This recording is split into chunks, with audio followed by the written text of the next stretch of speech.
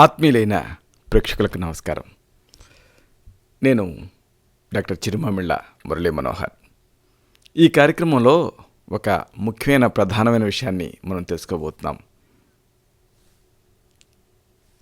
కాలి చీలమండ నొప్పి, ankle strain, ankle sprain. పాదం చీలమండ, అలాగే కాలు చివరి భాగం, వీటి ఎముకలు కలిపే స్నాయువులు అంటే లిగమెంట్లు ఓవర్గా సాగాయనుకోండి, లేకపోతే తిరిగాయనుకోండి, అప్పుడు చీలమండ బెణుకుతుంది, నొప్పి అనేది మొదలవుతుంది. చీలమండ బెణికిన వాళ్ళల్లో 25% మందికి ఎక్కువ కాలం పాటు, దీర్ఘకాలం పాటు ఈ చీలమండ జాయింట్లో నొప్పి, అలాగే కండాలు బలహీనంగా ఉండటం ఇలాంటివి కనిపిస్తూ ఉంటాయి. చీలమండ బెణకటం అనేది 2 రకాలుగా జరగచ్చు. ఎలాగంటే చీలమండ జాయింటు బయట వైపుకి తిరగటం వల్ల పాదం లోపల వైపుకి వరగటం మొదటి విధానం. దీన్నే వైద్య పరిభాషలో ఇన్వర్షన్ ఇంజరీ అంటారు, ఇన్వర్ట్ అవుతుంది.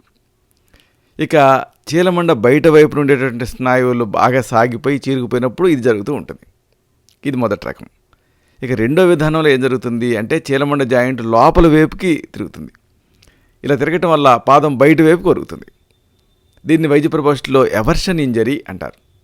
దీంట్లో చీలమండ లోపల వైపు లిగమెంట్లు దెబ్బతింటాయి. చీలమండ ఏ స్థాయిలో దెబ్బతిన్నది అనేది నిర్ణయం చేయడానికి, తీవ్రతను కొలవడానికి కొన్ని అంశాలు దోహదపడతాయి. మొదటి శ్రేణిలో ఈ స్నాయువులు కొద్దిగా సాగటం కానీ లేకపోతే చిరుగుపోవటం కానీ జరగవచ్చు.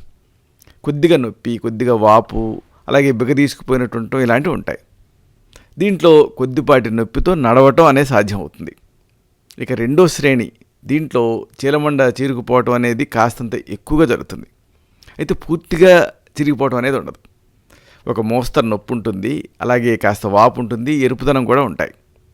దెబ్బతిన్న భాగాన్ని ముట్టుకుంటే నొప్పిగా అనిపిస్తుంది. నడిచేటప్పుడు ఈ రెండో శ్రేణిలో నొప్పి ఎక్కువ అవుతుంది. ఇక మూడో శ్రేణి, దీంట్లో చీలమండ లోపల ఉండే స్నాయులు పూర్తిగా చిరిగిపోతాయి. వాపు ఉంటుంది, ఎరుపుదనం ఉంటాయి. ఈ వాపు కానీ ఎరుపుదనం కానీ బాగా ఎక్కువ ఉంటాయి. నొప్పి బాగా ఎక్కువగా ఉంటుంది కాబట్టి నడవటం అనేది చాలా కష్టంగా ఉంటుంది, ఆల్మోస్ట్ దుస్సాధ్యంగా మారుతుంది. మరి ఈ యాంకిల్ స్ప్రెయిన్, యాంకిల్ స్ట్రెయిన్లో ఎలాంటి లక్షణాలు ఉంటాయి ఇది తెలుసుకుందాం. బెణికిన చోట వెంటనే నొప్పి మొదలవుతుంది, అలాగే వాపు, ఎరుపుదనం కూడా కనిపిస్తాయి. దెబ్బతిన్న భాగాన్ని ముట్టుకున్నారనుకోండి, విపరీతమైన నొప్పి వస్తుంది. ఒక మోస్తరు బెణుకుల్లో వాపు కొద్ది రోజులను తగ్గిపోతుంది. చాలా సందర్భాల్లో మొదటి 10 నిమిషాల్లో విపరీతమైన నొప్పి ఉంటుంది, ఉండి 1-2 గంటల్లో సద్దు మణుగుతుంది. కొంతమంది బెణికినప్పుడు లోపల ఏదో చీరుకుపోయిందా, అలాగే చిరిగిందా అన్నట్టుగా ఒక శబ్దాన్ని కానీ విరిగిన శబ్దాన్ని కానీ వింటారు. చీలమండ జాయింట్ లోపల ఉండేటువంటి స్నాయువులు దెబ్బతిన్న స్థాయిని ఆధారం చేసుకొని లక్షణాల తీవ్రత అనేది మారుతూ ఉంటుంది. ఉదాహరణకు లిగమెంట్లు పూర్తిగా చిరిగిపోయిన సందర్భాలు ఉన్నాయనుకోండి, అప్పుడు నడవలేరు, పాదాల మీద బరువు వేయటం ఇలాంటివి కష్టతరంగా ఉంటాయి. చీలమండ అస్థిరంగా ఉన్నట్టుగా, బెసికి పడిపోయేటట్టుగా అనిపిస్తూ ఉంటుంది. ఒకవేళ ఈ బెణుకు సక్రమంగా మానలేదనుకోండి, అప్పుడు మరొక మారు ఈ సమస్య తిరగబెట్టడానికి అవకాశం ఉంటుంది. మెట్లు దిగుతున్నప్పుడు, అలాగే ఎగుడు దిగుడు రోడ్డు మీద నడుస్తున్నప్పుడు తిరిగి బెణకొచ్చు. కొంతమందిలో ఈ చీలమండ బెణికిన తర్వాత దీర్ఘకాలం పాటు నొప్పి, వాపులు కొనసాగుతాయి. సరే, మరి మీకు ఈ చీలమండ నొప్పి ఉంది, అప్పుడు ఏం చేయాలి? కొన్ని సూచనలు ఉన్నాయి, కొన్ని సలహాలు ఉన్నాయి. చీలమండకి, ఈ చీలమండ నొప్పికి సప్త సూత్రాలని తెలుసుకోవాలి మీరు. దెబ్బ తగలంతోనే సరైన జాగ్రత్తలు పాటిస్తే చీలమండ నొప్పి త్వరగానే తగ్గిపోతుంది.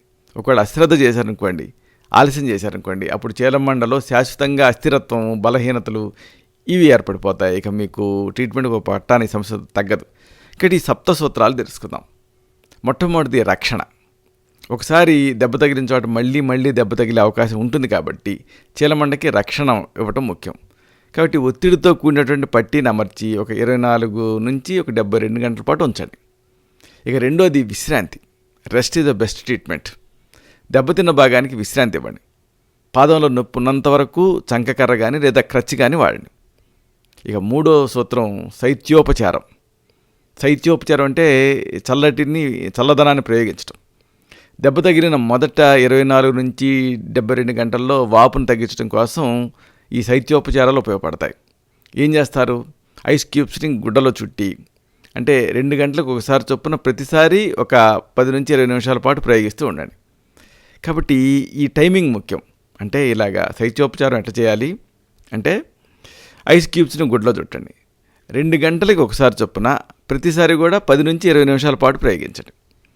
48 గంటలు గడిచిన తర్వాత ఇక వేడి నీళ్ళని చన్నీళ్ళని మార్చి ప్రయోగిస్తే, అంటే దీన్ని విపరీతార్థకర చికిత్స అంటాం ఆయుర్వేదంలో, మంచి ఫలితం ఉంటుంది. బ్లడ్ సర్క్యులేషన్ పెరుగుతుంది. దీన్ని ఎలా చేయాలంటే, ఒక బకెట్లో చల్లటి నీళ్లు తీసుకోండి, అంటే భరించగలిగేంత చల్లగా ఉండాలి. మరో బకెట్లో వేడి నీళ్ళు తీసుకోండి. ఈ వేడి నీళ్ళు ఎంత ఉండాలి అంటే 40 డిగ్రీల సెల్సియస్, అంటే 104 డిగ్రీల ఫారెన్హీట్లో ఉండాలి. చన్నీళ్ళల్లో పాదాలని ఒక 20 సెకండ్ల పాటు ఉంచండి. వెంటనే వేడి నీళ్ళలోకి మార్చి ఒక 30 సెకండ్లు ఉంచండి. ఇలాగ 5 నిమిషాలు మార్చి చేయండి. మొదటిసారి చన్నీళ్ళతో స్టార్ట్ చేసి చివరిసారి చన్నీళ్ళతో ఎండ్ చేయండి. ఈ చికిత్సని రోజుకి 3 సార్లు రిపీట్ చేయండి. క్రమం తప్పకుండా 2 వారాలు చేస్తే మంచి ఫలితం ఉంటుంది. యాంకిల్ పెయిన్ తగ్గుతుంది. ఇక 4వ సూత్రం శోధహార ఔషధాలు ప్రయోగించడం, అంటే ఇన్ఫ్లమేషన్ తగ్గించాలి. కాబట్టి జాయింట్లో ఈ నొప్పి, వాపు, ఎరుపుదనం, వేడి ఇలాంటి ఇన్ఫ్లమేషన్ లక్షణాలు తగ్గించే మందులు ఉన్నాయి ఆయుర్వేదంలో. వీటిని మీ నాడిని బట్టి ప్రిస్క్రైబ్ చేయడం జరుగుతుంది. మహాయోగరాజ గుగ్గులు, మహావాత విధ్వంసన రసం, వాత చింతామణి రసం, మహారాష్ట్రాది క్వాదం, మహానారాయణ తైలం ఇలాంటి వాటిని ప్రిస్క్రైబ్ చేయాల్సి ఉంటుంది. మొదటి 2 రోజులు వీటిని క్రమం తప్పకుండా కరెక్ట్ చెప్పిన మోతాదులో నిర్ణీతమైన సమయంలో వాడటం చాలా ముఖ్యం. ఇక తర్వాత చికిత్సా సూత్రం సంపీడనం. దెబ్బ తగిలిన మొదటి 24 నుంచి 36 గంటల్లో వాపు తయారవుతుంది. కాబట్టి దీన్ని ప్రివెంట్ చేయడం కోసం, నిరోధించడం కోసం ఒత్తిడితో కూడిన ఎలాస్టిక్ పట్టీలని వాడాలి. ఈ పట్టీలు వాపుని నిరోధిస్తాయి. అయితే అదనపు రక్షణని కలగజేయవు. రక్షణ కోసం మళ్ళీ ఎలాస్టిక్ పట్టీ చుట్టబోయే ముందు గట్టి ప్యాడ్ని అమర్చాలి. ఈ కాలు మీద ఈ బరువు పడే సందర్భాల్లో ఇది ఇంకా ఎక్కువ అవసరం. ఎలాస్టిక్ పట్టీని మరీ వదులుగా, మరీ టైట్గా కాకుండా మీడియంగా ధరించాలి. ఒకవేళ ఎలాస్టిక్ పట్టీ మరీ బిగుతుగా ఉందనుకోండి, తిమ్మిర్లు, మొద్దుబారటం, నొప్పి పెరగటం, అలాగే చల్లగా అనిపించడం, పాదంలో పట్టి అంచులో వాపు తయారవటం ఇలాంటి లక్షణాలు కనిపిస్తాయి. అప్పుడు అది మరీ మీరు టైట్గా ధరించారని అర్థం. ఇలాంటి లక్షణాలు కనిపించినప్పుడు పట్టీని వదులు చేయండి. ఎలాస్టిక్ పట్టీని ఎలా చుట్టాలి అనేది మీరు తెలుసుకోవాలి. ఒక గట్టి మందపాటి గుడ్డని అంగుళం మందం ఉండేలాగా మడత పెట్టి, గుర్రపునాడ ఆకారం ఉంటుందే, అంటే ఇంగ్లీష్ అక్షరం యు, ఈ ఆకారంలో కత్తిరించి ప్యాడ్ తయారు చేయండి. ప్యాడ్ తయారు చేయడం కోసం మీరు గుడ్డను బదులుగా గట్టి అట్ట ముక్కను కూడా ఉపయోగించవచ్చు. ఈ ప్యాడ్ని చీలమండ దగ్గర ఈ నొప్పున్న చోట అమర్చండి.